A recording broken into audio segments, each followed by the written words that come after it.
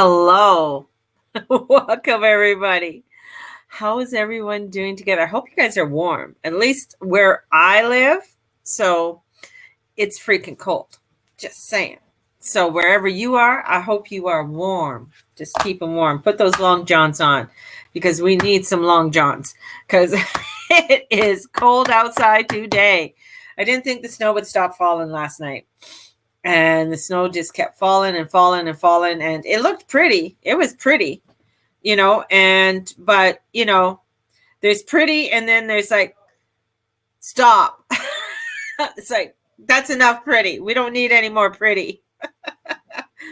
So right now it's like minus 19 outside. And I'm not sure what that is in Fahrenheit. So you guys are going to have to figure that out. And it's cloudy. And it's snow, and there's snow's probably, it's a good 7 centimeters outside of snow. So at least I got to say that they have cleaned, a lot of the main roads and stuff like that. So that's really cool. But for those I know, wow, right? Wow. Welcome to Calgary and welcome to Scorpio season, because you never know what you're going to get when you get into Scorpio season. Whew, this is crazy. This is getting crazy. Minus 15 here with the wind chill. Whew, you're a little bit balmier, warmer than we are there in Moose Jaw. So welcome. So for those who are just joining me for the first time, my name is Mary June Tracy, and I'm an astrologer. And I'm a psychic medium, spiritual love of life coach. And I come to you daily in bringing you the shenanigans of the cosmos. And as things are moving forward, I feel there's so much coming in. Some of your cold, thankfully, is coming to Orlando. And Dwayne says it's 72 where he is, 72 degrees. So that's pretty nice. That's nice weather. Orlando. Oh, but you know what? You got beaches. You could go to the beach. You got the ocean. You're just like, gotta get that ocean vibe going, I saw somebody advertising. She has a travel agency to go to Puerto Vallarta for $160 one way. That doesn't include lodging or anything else like that.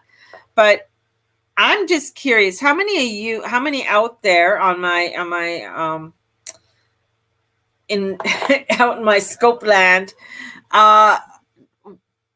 feel to travel right now? I mean, I know we all want to get the hell out, and go somewhere, but to actually go out and travel, because I know just the feelings I have with the south node being in Sagittarius, which has to do with travel and immigration, is there for a good another year or so. So when it comes to travel, I know travel is I thought 160 is kind of cheap one way, but I know there's no restrictions in Mexico right now. But that's because they're really wanting people to come in.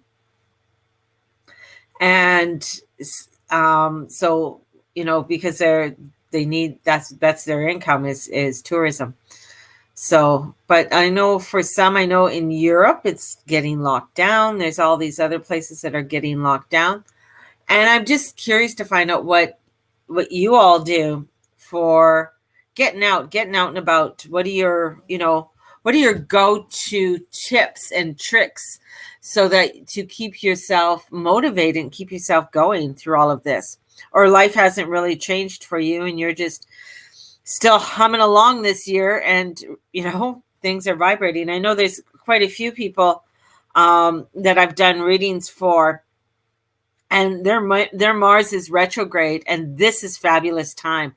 So when Mars goes retrograde and Mars is retrograde in their chart, they find that this is a very beautiful time. They really prosper and they can, get out there and do things. I have one gentleman who did some really fabulous real estate deals during this time right now, right? Good morning. Good morning. Just taking one day at a time. Yes.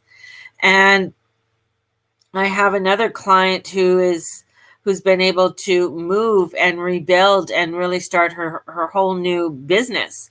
So, and she has a Mars, and she has Mars retrograde in her sign. She has Saturn retrograde. What else does she have?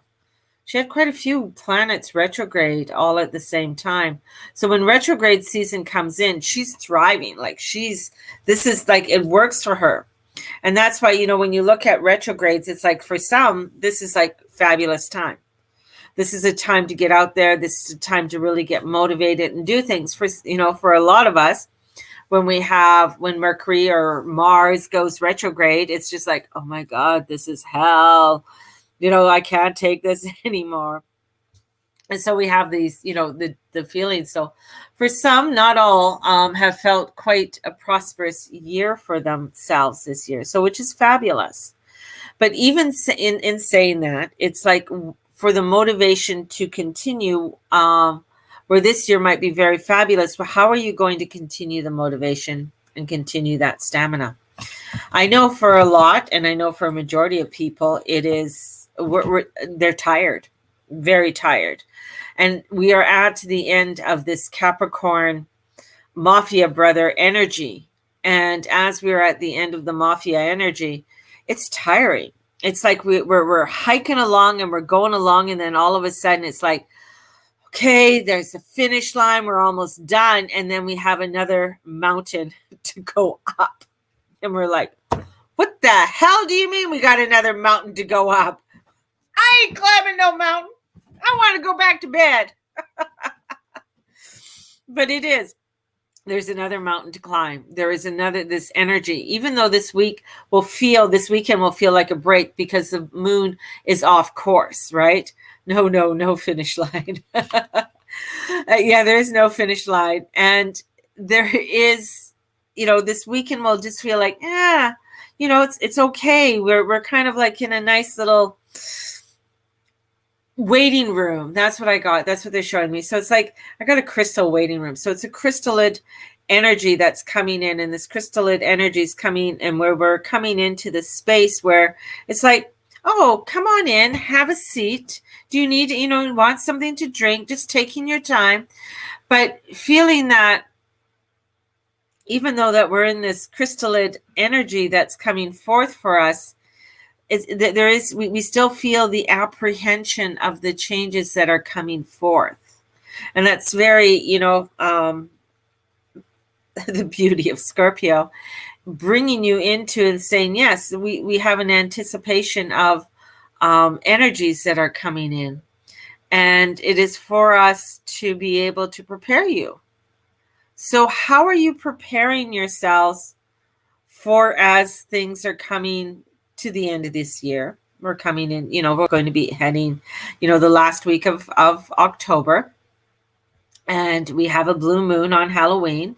So we have some really big energies coming in on Halloween, and going into November. November has some really knock them out of the park kind of energy. So it's like you're coming out of the waiting room right now. So as we head into next week and going into that full moon energy with Halloween in Taurus, so we have this full moon energy that's going to be coming in, that is pulling us into this new area, this luxury room, right? That's going to happen. And after election day here, no one knows what life will bring us. Exactly. And do you know, I can't make this shit up. This is on election day, the day before election day, there is according to SpaceX or NASA or whoever they are right now, a meteorite the size of a refrigerator is going to hit. It's going to hit the Earth on what is it, on November the 2nd. So I'm just like, you can't make this stuff up, right? There's just so much energies that are coming in and changes that are coming in that are activating transformation for us, and activating so much, pushing us into some new nuances, right? I can't hear anything You can't hear anything? Check your, I don't know, because everything is working on my end. So it might be just yours, sweetie. I'm not too sure. So this is where these changes, these transformations are coming forth. And it's, on the 3rd, there's also on the election day, Mercury's going forward. So you have that. And the last time that happened was in 2000, but Mercury was going retrograde. And I believe the vote or the election had to go to the Supreme Court. So the energies are really coming forth and making some vibrant changes. And every 10 years, and we're going to be talking about that more into the October look into November. So on October 28th, I have where we come together and I go through the energies of what's coming through in November, and what, how the energies are going to sort of play out, what to be what to expect, right? So because as we work with the energies of the stars and of the planets, it gives us this point, a reference point, right, of what to look at and what to and then coming into our intuition and the energies that are around us. So we have a reference point to go. So you're telling us we're doomed. No, you're not doomed. You're just in for a big transformation. Well, we all are, right? There's so much that's going to be unveiled. And that's what Scorpio does. It unveils more of the truth because one of its rulers is Pluto, right? And good morning, Candace. And one of its rulers being Pluto and Mars. So those are two heavy duty rulers. One is death and one is the warrior.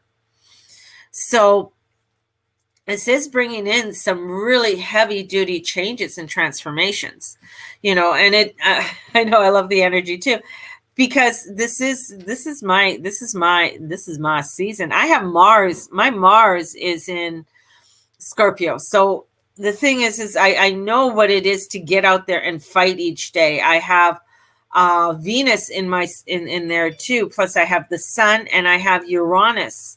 No, I have Neptune in there. So I have like 5 planets all in my Scorpio. So, it's not only the sun and Venus and Neptune and Mars. So when it comes to really doing things, for me, when I look at my chart, and that's why I feel having your chart or getting to know your chart's important, because it gives you those reference points. It gives you an understanding of what you came in here to do. And especially when you find out, for your Mars is a really good reference point, and your Chiron. So finding that reference points and where it's in my 6th house, and because Scorpio sort of dips into my 6th house. So I know with Mars, it's coming in and showing me, and it's at the very end. So anything I do is to extreme. And same with my health. My health has to be to an extreme before anything happens to me. So I've been where people wonder, like for menopause, like I'm not going through any crazy menopause or any crazy, anything like that. And so when it comes to things that are for extreme, that's, things I can take intensity of great extremities because of where my Mars is. And with the Neptune coming in there, brings in the abstract of energies for me that I can actually take into and go into other dimensions in my Scorpio. So when when you look at where things are, it gives you more of an understanding of, say, how your brain works, how you work, how you relate to things around you. And so when energies come in like this moon void of course, or wherever the moon is, because I have my moon in Cancer, so that I'm very sensitive to wherever the moon is. So that's the other part. So the moon, I can really sense when the moon shifts, when it moves. Some areas I do very well at, and some areas are not. right? So for instance, when it goes into earth signs, I get very tired. And it's very difficult to work with the earth signs, except in Taurus. It doesn't do too badly in Taurus, but it's still, Virgo can be very difficult.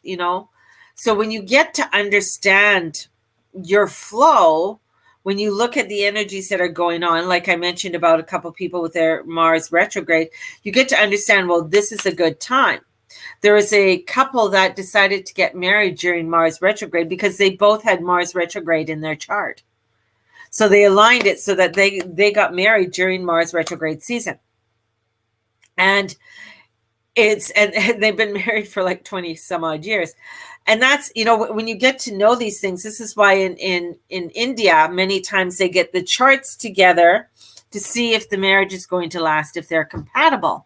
If the charts aren't compatible, they're not going to put the two people together. So the charts have a lot to do with how you relate to other people, how you have to work with other people. Certain charts are certain energies that you come together and you put the charts and you're just like, okay, this is going to be a difficult relationship, or this is going to be a difficult partnership when you guys work together. So there's got to be a lot of communication. If there's not a lot of communication, then it's going to be you're going to have a lot of fights. There's going to be a lot of things eruptions coming up within the relationship that you're going to have to work through. Right? It's probably the only time they really get really good in retrograde too. Yeah, for a lot of people. The same with when Mercury's retrograde. So Mercury retrograde's a funny one because it's our communication. So when Mercury's retrograde, for what I have noticed with a lot of people, is that their thinking process is different. They may not be, some of them have speech problems, a speech impediment or stutter. The way that they think and analyze is different. So they do have different, it seems slower to us, but it's just that they have to really focus on points so that they can understand. So when you look at these different, especially our personal planets that go retrograde and you're born during those times, how they affect when, Venus retrograde has a lot to do with relationships. How are you relating, right? And this is where with relating to relationships and having to deal with probably difficult relationships. So with Venus retrograde, I don't think I would want to have a Venus retrograde. Whoops. Hang on. Things are spilling over here. That's okay. So, because Venus retrograde would be a very difficult one to deal with for me, and it's writing. It goes all weird. Yeah. So yeah, with writing, anything to do with communications. So with the Mercury retrograde would have to do with anything, doing that. I was about to ask, is it about a good sign if Mars is retrograde? Well, it's all depending, with Mars. And this is where, when you look at your chart, if you get your chart done, right? So if you get your chart done and book in for an astrological chart reading, we look at that.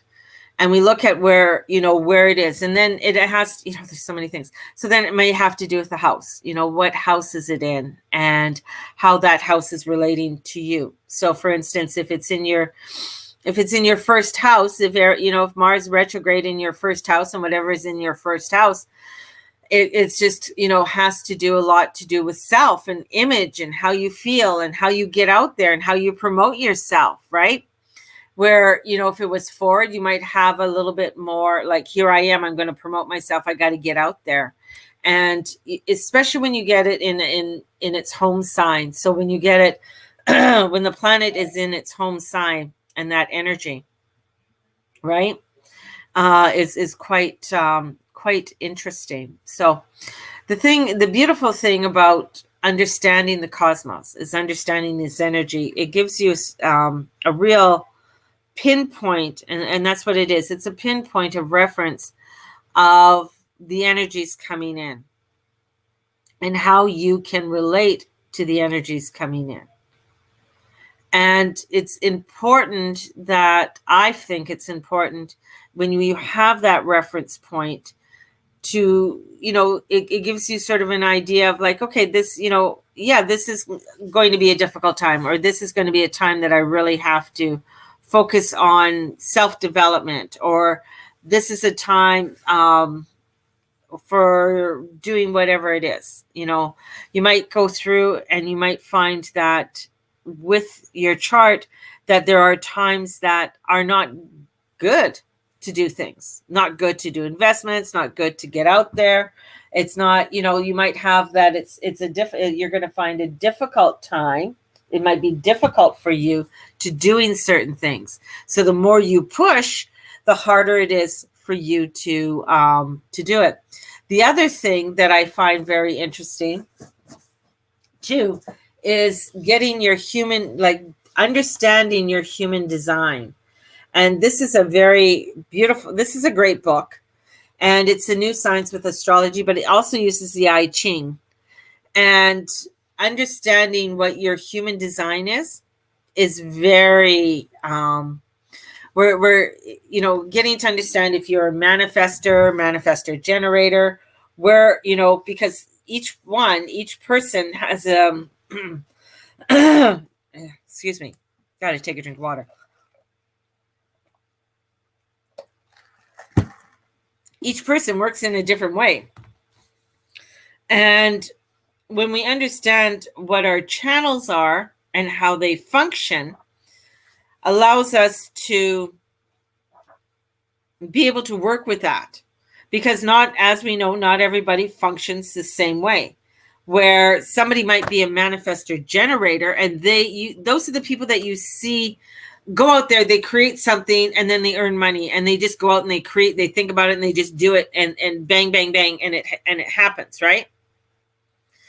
Others may not be. Others might be projectors, where they have to work and work and work at things, and they have to wait until they're invited. They can't force what they're doing upon somebody else. If they force it, then it could be, it just doesn't work. It backfires for them. So this takes in the I Ching. This takes in the information and allowing you to understand more about your gene keys. And gene keys is the next step up after this. So gene keys are so cool. But it is based on astrology and the I Ching. So, and using those elements, right? And this is just one book. But it takes some time to understand who you are. Let's get a manifestor generator. Because everybody wants the thing. This is why I am not I teach manifesting classes, but it's to understand your energies to manifest, right? And understanding how your planets. This is why I'm so strong in astrology. Is like when you understand how your planets work, then you understand how you can manifest. When you understand how your energy is flowing, then you're able to create more of what it is that you desire. There is beautiful people out there that it takes some years and years to do something, right? And then you get others like, say, Oprah. How things like Oprah's more of she's a manifester. When we put her energy, she's a manifester. Beyonce's a manifestor generator. Like, she goes out there, she has a way of doing things, and she can generate and she can produce whatever it is that she wants, and it works out. So a manifestor, it's like it's there, and they can work for long hours. So we find that people who can work for these long hours, and people where people don't need a lot of sleep, they do very well. Where somebody who's a projector needs sleep, they will run out of steam very quickly. So they need to have sleep. They need to have that that downtime and work on that downtime. So understanding your genetic makeup, understanding how you work is so important. Is so important. When you understand your planetary energy and how it relates to the world around you.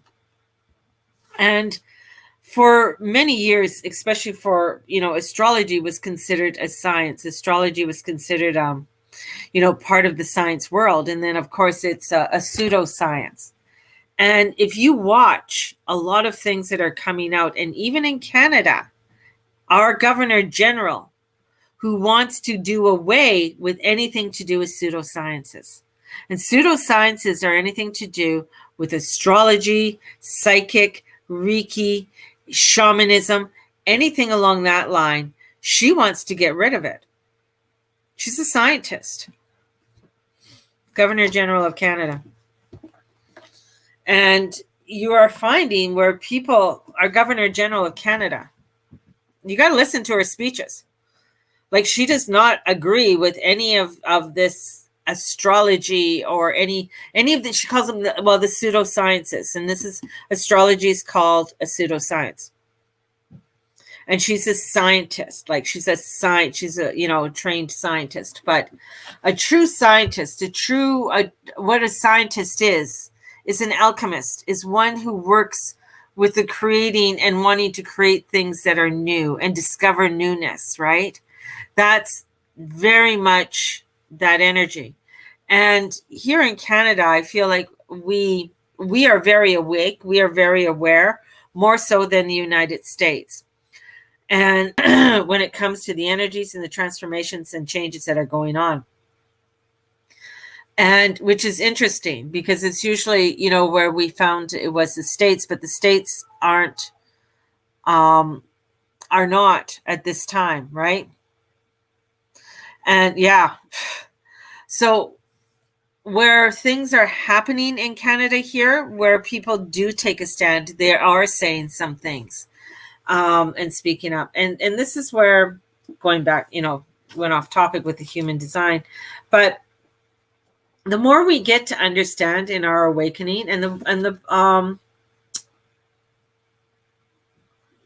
Ram Dass, who brought this into the world, was a Canadian. He was a professor at the University of Toronto, and he left everything because he had a calling, he had a weird feeling, and he went and lived off by himself. And that's just making the long story short.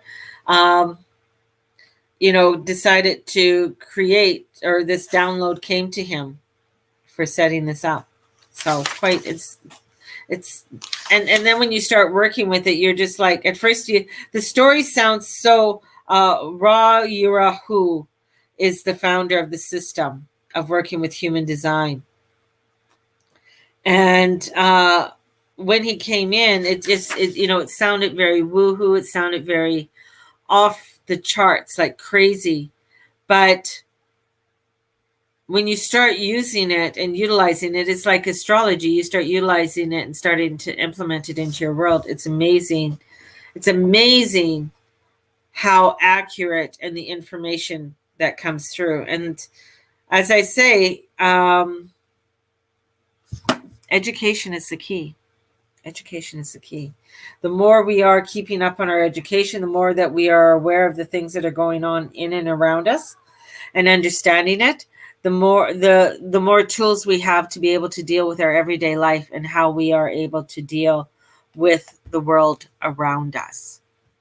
So today's going to be not too bad of a day energetically. I think it's more for us to be aware of where we are heading and what we are heading towards. Tonight